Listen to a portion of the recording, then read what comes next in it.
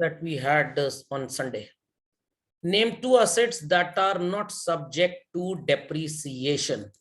The answer is, children, titled as land and livestock. सुनाई पड़ा?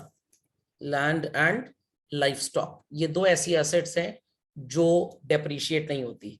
कुछ बच्चों ने गलती से land and building लिख दिया था.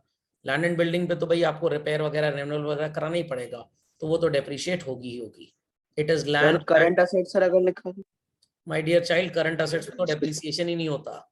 मैंने पूछा कि किस पे depreciation. Current assets like cash in hand and prepaid expenses. अरे people are born dumb. Suppose cash in hand उन सब पे तो depreciation charge ही नहीं होता है. ऐसे तो बहुत बड़ी लिस्ट बन जाएगी. Two assets that are not subject to depreciation. Accounting standard 10 बोलता है कि दो assets पे depreciation कभी नहीं होता है. But इनसे related वाली पे होता है, like land and building पे depreciation होगा, but land पे नहीं होगा. Okay? तो आपसे ये पूछा गया है कि कौन सी दो असेट्स है जिसपे डेप्रिसिएशन नहीं चार्ज होता, और यहाँ पे असेट्स का मतलब the word assets means non current assets ऐसी बताइए जिसपे डेप्रिसिएशन नहीं है. कैश, बिल रिसीवेबल, ये सब तो कैटेगरी में ही नहीं आते नॉन करंट असेट की. बहरहाल कुछ लोग सो रहे थे जब ये चैप्टर स्टार्ट किया गया था, और वो जिंदगी भर सोते ही रहेंगे. मूविंग अहेड, अगला क्वेश्चन है, give the other name for balance sheet. Children, other name for balance sheet is position statement, और you can even write statement of affairs. लिखा है सही तो take 1 mark. Two similarities between a statement of financial position. दोनों सही. ये नहीं, statement of financial position कुछ नहीं होता. It is position statement या statement of affairs बस. Statement of financial position कुछ नहीं होता है. So called trading account और PL account में similarities पूछी गई हैं आपसे. Children, both are a part of final accounts. Both are prepared to find profit or loss, and both records expenses and incomes. You can even say both are nominal accounts. ये भी चलेगा. तो half of marks आप ले सकते हैं अगर दोनों सही हैं तो. Till this point, any queries by anyone, children? किसी की कोई query? The next question is define depreciation. So you can write any definition of depreciation. Depreciation refers to the distribution of the cost of asset over the period of its useful life. Definition बोली गई है. अगर आपने अपने मन से कोई meaning लिख दिया तो गोल गोल 0 मार्क्स ले लें. कोटेड डेफिनेशन है तभी आपको मार्क्स मिलेंगे, else not, children.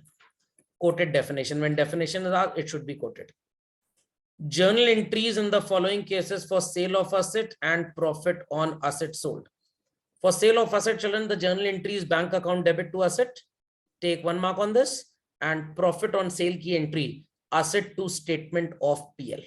Asset to PL लिखा है तो it is wrong basically. The next question which we have is state 3 factors affecting depreciation. ये तो बड़ा आसान क्वेश्चन है. 3 फैक्टर्स जिनकी वजह से आपकी asset depreciate होती है.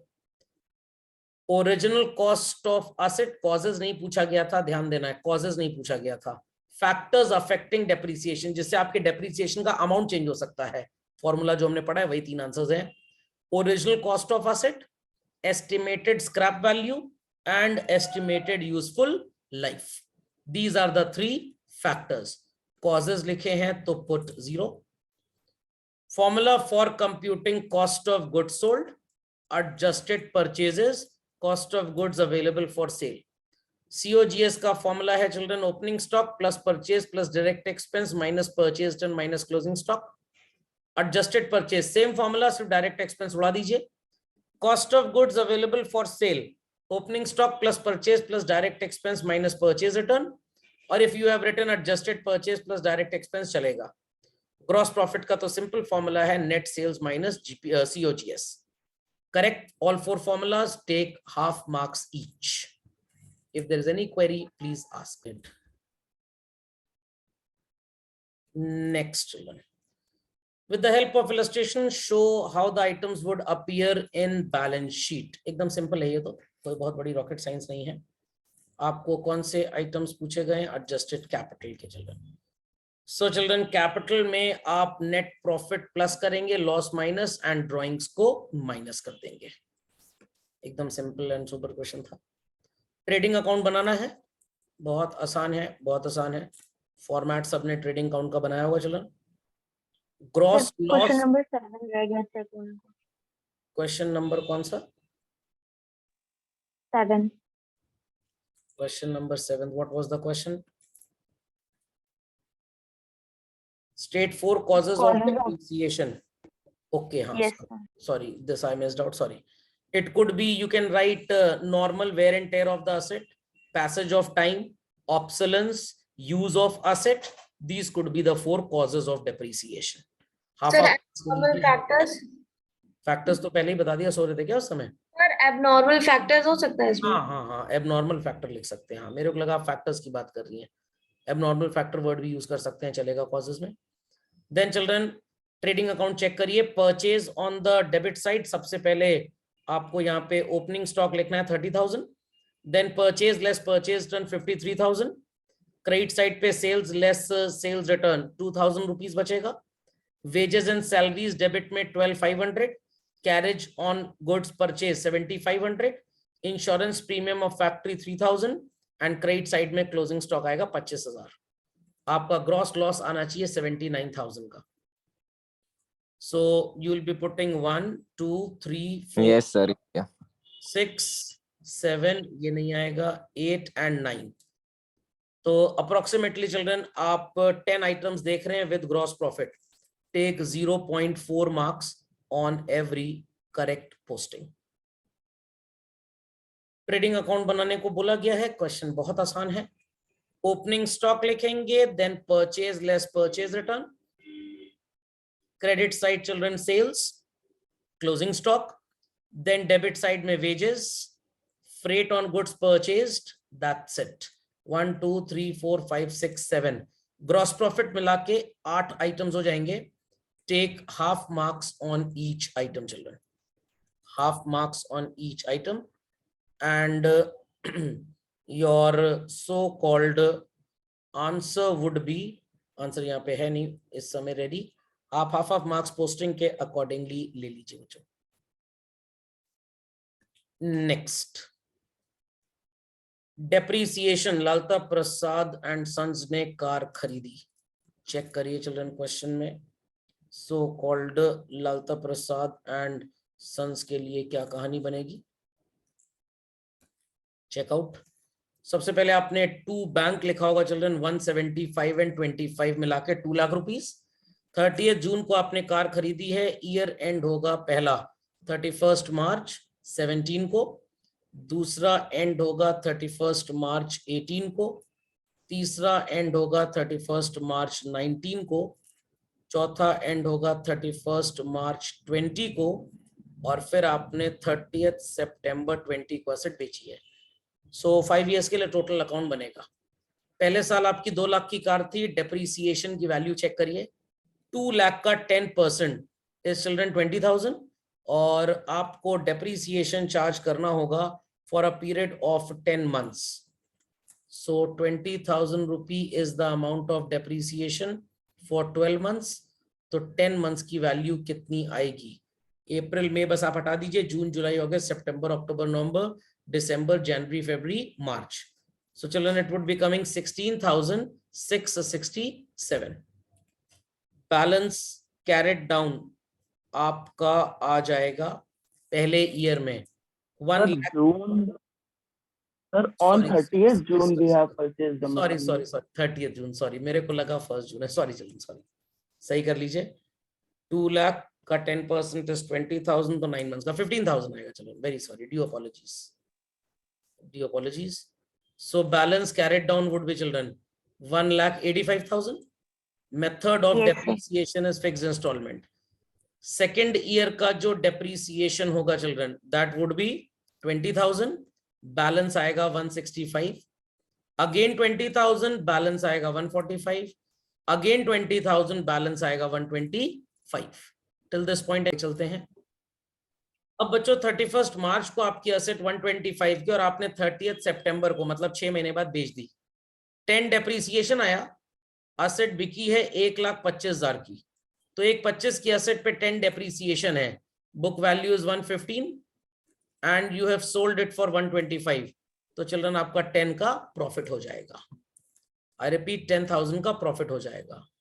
1 2 3 4 5 years are there children. Last वाले ईयर में आपको 2 मार्क्स मिलेंगे और 1 2 3 4 बाकी हर ईयर में आधा आधा नंबर बस ले लीजिए। This makes up a total calculation of 4 marks. If there is any doubt on this, please. Next, we have question number 13. क्या लिखा है 13 में? Simple concept है एकदम 13th का। It says Ben and Company ने मशीन खरीदी 1 जनवरी 14 को।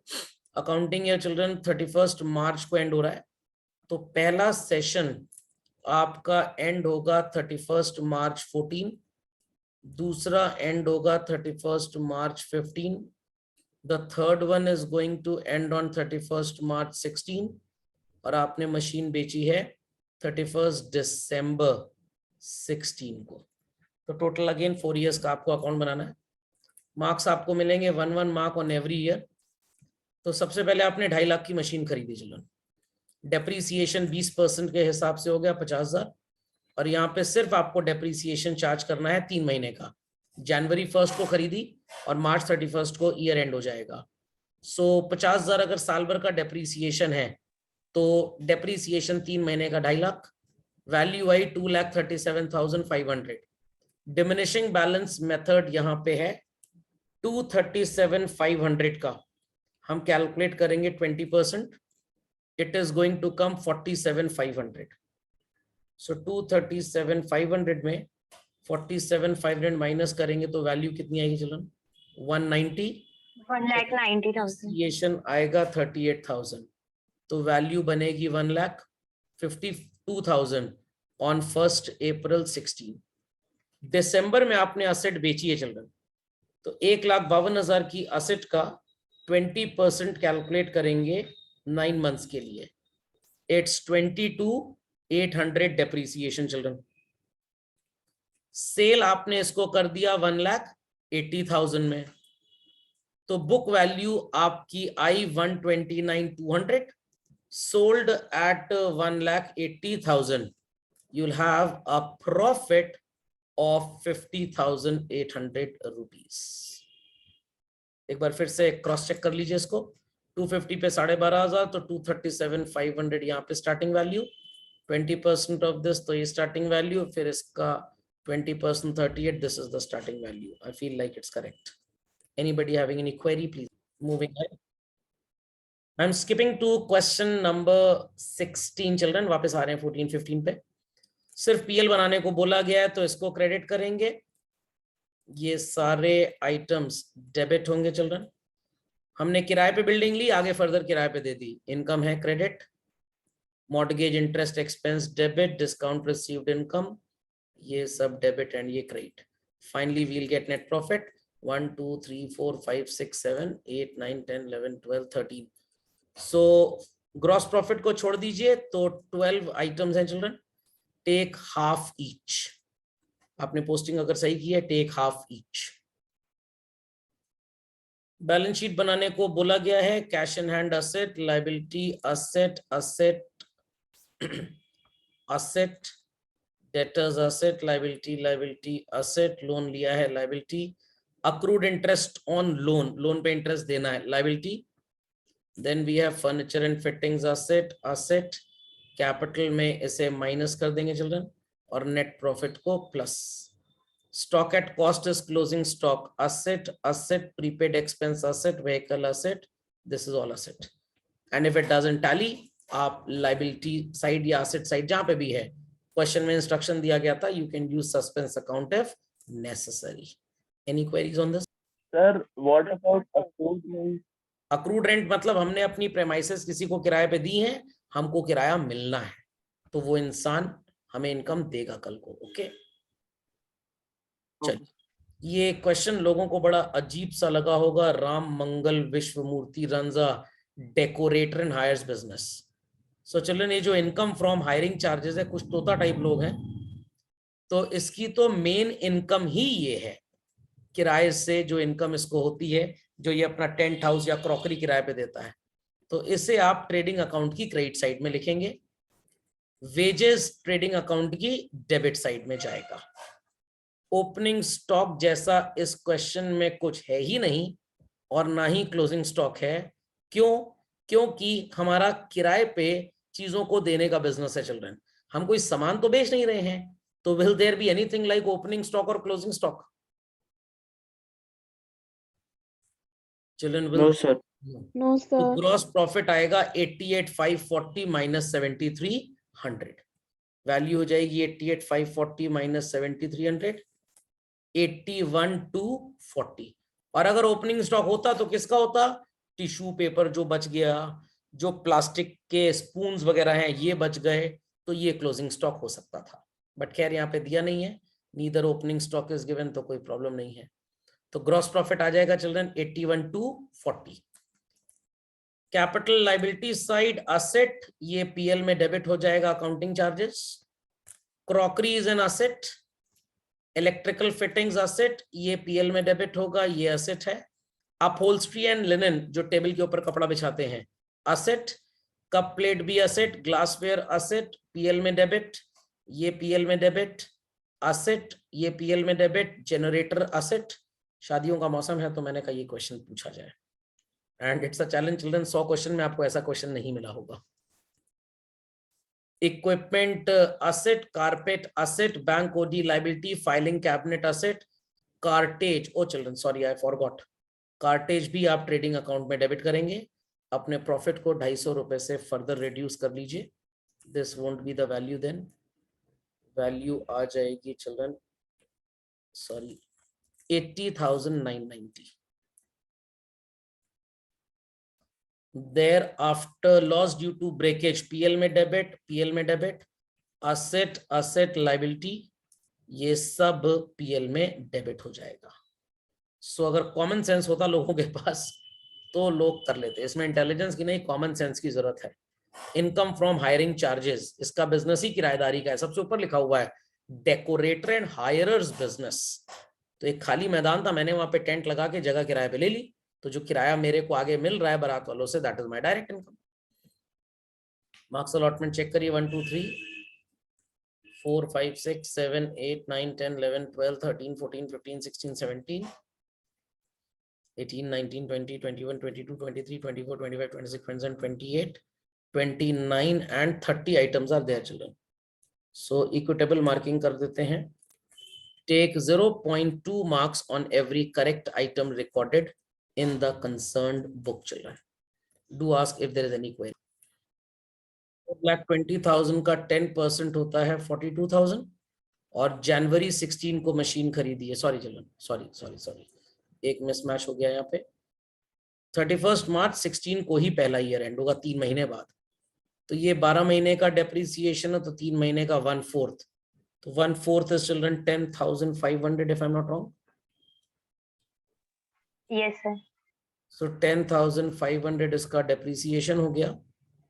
31 मार्च 16, कुछ लोगों ने ऐसे ही 17 लिख दिया होगा। मशीन का कैरेट डाउन कितना हो गया?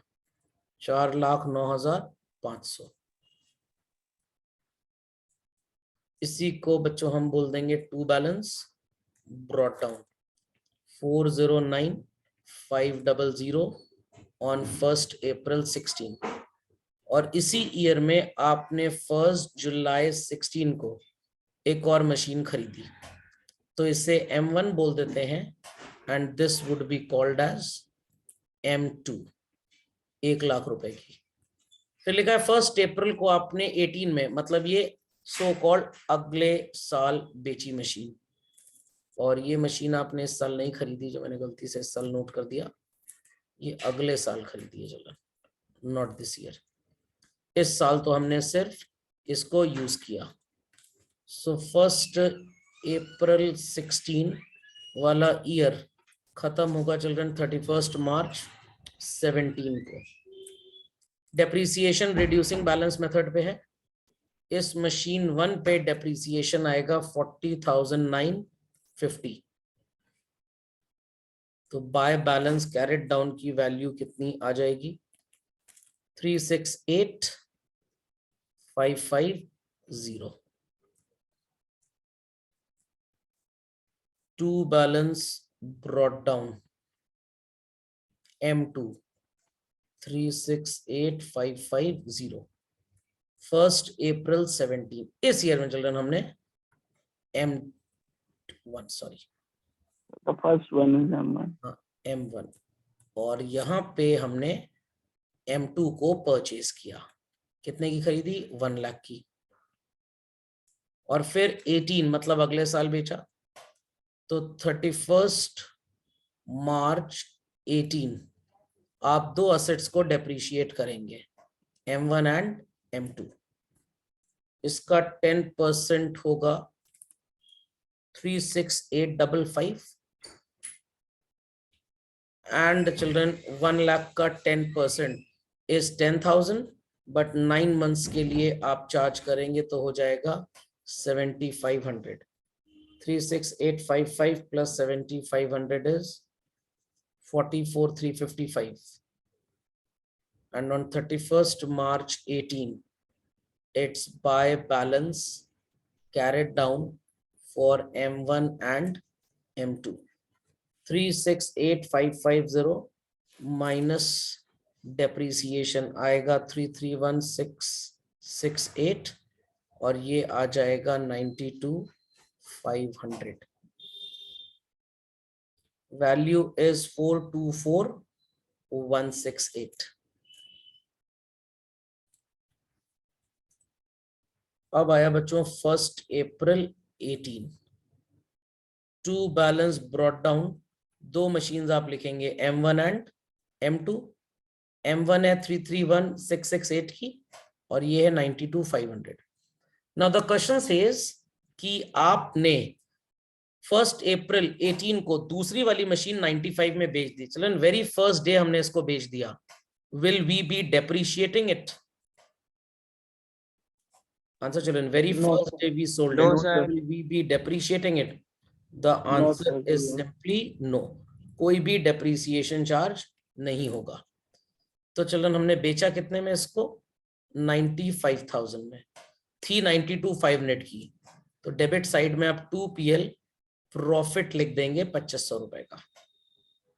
फिर आपने एक नई मशीन खरीदी, दैट इज 3 लाख रुपए की. तो आप पास दो मशीनें हो गई. 31st March 19 दोनों का डेप्रिसिएशन मैं यहां पे लिख रहा हूं. M1 का होगा 331,667 और M2 चिल्ड्रन 3 लाख की थी, इसका 10% 30,000 रुपीज. और इनका जो बैलेंस कैरेट डाउन होगा M1 एंड M2 का चिल्ड्रन, M1 का हो जाएगा 331,668 298,501 और इसका आपने 3 लाख में से 30,000 डेप्रिसिएशन माइनस कर दिया, 270 चिल्ड्रन. सुनाई पड़ा how we did this? Question is of 6 marks children.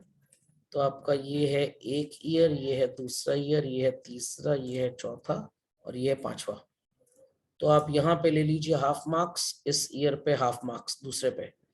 तीसरे ईयर पे आपको मिलेंगे 2 नंबर, यहाँ पे भी आपको मिलेंगे 1.5 मार्क्स, 2, 3, 4.5 और यहाँ पे भी 1.5 मार्क्स. पहले ईयर में आधा नंबर, दूसरे में आधा नंबर, तीसरे में 2 number, last and second last में dated number. There is any query children? Yes, sir. सबको समझ में आ गया how we did this? Yes, sir. पक्का? Yes, sir. So let's continue with this. So children, 1st April 18 को आपने पहला कंटेनर खरीदा. M1 बोलिए, C1 बोलिए, एक ही बात है. और कितने का खरीदा? 3 लाख का. दूसरा कंटेनर अक्टूबर 19 में और तीसरा जुलाई 20 में खरीदा, मतलब अगले साल. और 1 जनवरी 20 को आपने बेचा है. तो आपका ईयर एंड होगा चिल्ड्रन 31 दिसंबर 18 में bye depreciation. 10% of 3 lakh is 30,000 और 9 मंथ्स का डेप्रिसिएशन होगा 22,500. 31 दिसंबर 18 को आपका कैरेट डाउन आएगा 2,77,500 और ब्रॉट डाउन आ जाएगा सेम कंटेनर 1 277,500 ऑन 1 जनवरी 19। अब आपने बच्चों अक्टूबर 19 में एक और कंटेनर खरीद लिया 1 and 19, इसको नाम दे देंगे आप सो कॉल्ड कंटेनर 2 और कितने का खरीदा 2 लाख का। अब आप ये बोलेंगे सर 1/3 जब हमने बेच दिया सो कॉल्ड पहले वाले का तो इसको आपको 2 पार्ट्स में डिवाइड करना चाहिए था, एक 1 लाख वाला और एक 2 लाख। वो तो आपने किया होगा, मैं आपको ऑल्टरनेटिवली एक शॉर्टकट मेथड इस सॉल्यूशन के थ्रू बताना चाह रहा हूँ। Then children, the year ends on 31st December 19. Depreciation container 1 container 2 277,500 का 27,750 और 2 लाख वाले कंटेनर का 20,000 आएगा आधे ईयर के लिए 10,000, टोटल हुआ 37,750। 31 दिसंबर को हम इसका बैलेंस कैरेट डाउन करेंगे कंटेनर 1 एंड कंटेनर 2 277,500 में आप 10% माइनस कर लीजिए, इट्स 249,750 एंड दिस इज 1,90,000, तो total would be 4,39,750। 1 January 20 balance brought down for container 1 container 2 249,750 and 1 lakh, total बन गया 190, 4,39,750 और 1 जुलाई को आपने एक कंटेनर और खरीदा तो ये हो गया C3 1 लाख रुपए का। अब क्वेश्चन बोल रहा है कि पहले वाले कंटेनर का 1/3 आपने बेच दिया, तो पहला वाला कंटेनर चिल्ड्रन यहाँ पे था कितने का 2,49,750, isn't it? इसको हम 2 पार्ट्स में डिवाइड करेंगे, एक 2/3 पार्ट और एक 1/3। 2/3 पार्ट वो है जो आगे चल के यूज होगा और 1/3 पार्ट वो है जिसे आज आप बेचने वाले हैं। तो 1/3 की बुक वैल्यू हो गई 83,250 और 2/3 की बुक वैल्यू हो गई 166,500 और आपने बेचा है चिल्ड्रन 1 जनवरी को ही और 1 जनवरी को आपने 30,000 में इसको बेच दिया। When it is sold on the very same date at the start of the year, will it be depreciated, children? Will No, it be depreciated? No. तो आप यहाँ पे लिखेंगे 1 जनवरी 2020 by bank part of 1/3 30,000 rupees और आपका loss आ जाएगा 53,250 का by statement of PL. अब कंफ्यूजन स्टार्ट होता है कौन कौन सा कंटेनर बचा, एक ये 190 वाला बचा है, एक 1 लाख वाला जो नया खरीदा और एक ये, तीनों पे इस साल डेप्रिसिएशन चार्ज होगा। पहले वाले पे 16,650, 190 वाले पे बच्चों 19,000 और जो 1 लाख का आपने नया खरीदा 1 जुलाई को आधे साल का डेप्रिसिएशन 5,000 और कैरेट डाउन सर कितने बचेंगे 166,500 वाले में 16,650 माइनस किया तो बच्चा 149,850। 1,90,000 वाले में आपने माइनस किया 19,000 तो आएगा 171 एंड चिल्ड्रन जो तीसरा आपने नया खरीदा 1 लाख का उसकी वैल्यू आएगी 95,000।